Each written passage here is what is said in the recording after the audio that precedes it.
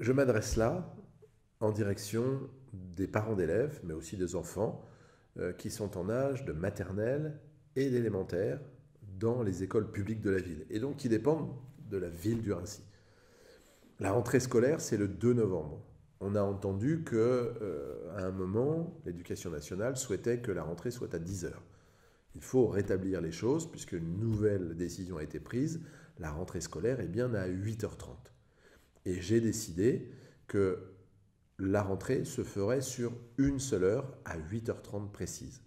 Puisque aujourd'hui, viennent se confondre à la fois l'aspect sanitaire du Covid-19 et un aspect Vigipirate qui est repositionné à un niveau écarlate. Donc il faut que nous puissions faire en sorte que les rentrées soient les plus raccourcies possibles. En tout cas, c'est le souhait du ministère de l'Intérieur et j'ai répondu à cette demande du ministère de l'Intérieur. Donc dans les 3 groupes scolaires maternels et élémentaires, La Fontaine, Thiers et Fougères, la rentrée de lundi 2 novembre aura lieu à 8h30. J'ai souhaité également qu'une prise de température de chaque enfant soit organisée avec un système évidemment inoffensif de pistolet à température, sachant que le protocole sanitaire de l'État indique qu'il est recommandé à tous les parents de prendre la température de chaque enfant chaque matin avant la rentrée scolaire. Et donc, évidemment, je fais cet appel en direction de tous les parents pour que un enfant malade ne vienne pas en classe. C'est vraiment très important dans le cadre en particulier de cette situation. J'ai souhaité également que nous puissions respecter toutes les consignes visant à éviter le brassage des enfants, ce qui n'était pas le cas dans la période précédente, en particulier au moment des récréations. Et d'ailleurs, il m'est arrivé d'écrire au directeur académique, à l'inspecteur de l'éducation nationale, aux plus hautes autorités, pour indiquer mon étonnement de voir les brassages au moment des récréations. Aujourd'hui, le protocole sanitaire de l'éducation nationale indique très clairement qu'il faut éviter les brassages. Et donc, c'est la raison pour laquelle la ville, dans son niveau de compétence, interviendra autant que de besoin pour aider les enseignants à faire qu'il n'y ait pas de brassage.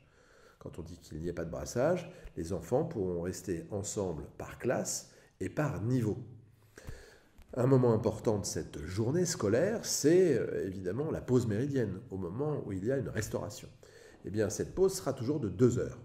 Donc on revient à ce système habituel qui fera que les enfants auront toujours 45 minutes pour déjeuner, mais dans un système à flux continu qui va faire que au moment où ils auront terminé leur déjeuner, une garderie sera opérée comme à chaque fois par des animateurs et nous veillerons fortement, puisque le nombre d'animateurs est augmenté à partir de lundi, sur le fait que les enfants ne soient pas brassés entre les différents niveaux. Évidemment, nous insisterons beaucoup sur ce rituel du lavage des mains, qui est un rituel qui doit s'opérer sur un processus très normé.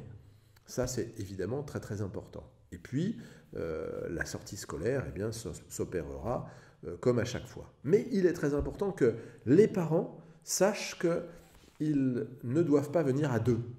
Alors, c'est vrai que ce qu'on a de plus cher au monde, ce sont les enfants.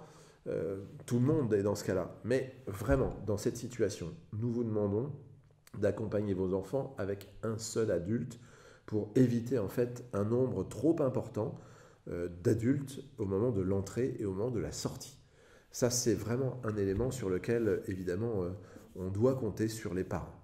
Et puis, j'ai souhaité qu'il puisse y avoir une protection optimale. Vous le savez, le gouvernement a décidé qu'il y ait une obligation de port du masque pour les enfants de plus de 6 ans. Eh bien, j'ai décidé que la ville fournisse à tous les enfants, et donc aux parents, qui ont des enfants de plus de 6 ans, et donc jusqu'à évidemment la classe de CM2, obtiennent 5 masques pour chacun des enfants, des masques lavables et réutilisables.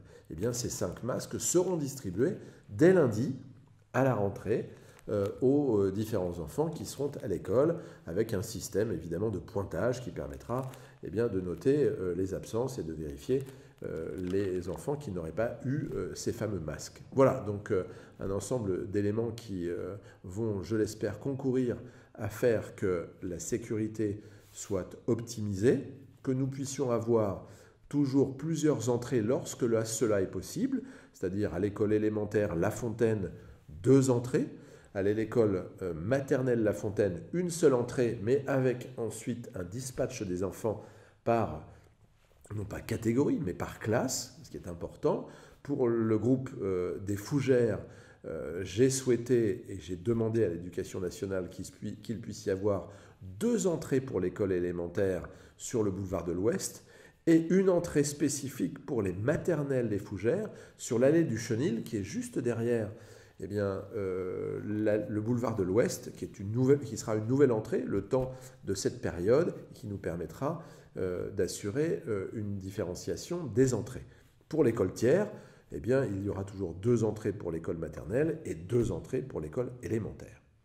Pour les parents qui souhaitent que leurs enfants, nouvellement, ou alors en continuité, soient reçus avant la rentrée, et évidemment, la garderie sera toujours opérante, à la fois le matin et le soir, avec les études surveillées, puisque nous allons ajouter plus de surveillance avec plus d'animateurs pour faire que vos enfants soient évidemment non seulement surveillés, mais qu'ils puissent poursuivre leur cursus au-delà de 16h30, si c'est votre volonté.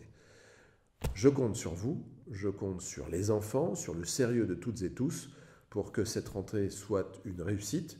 J'ai souhaité avoir une conférence téléphonique plutôt, avec les fédérations de parents d'élèves. C'est une chose faite aujourd'hui. Et évidemment, le service sera là pour répondre à toutes les questions de chacune et de chacun.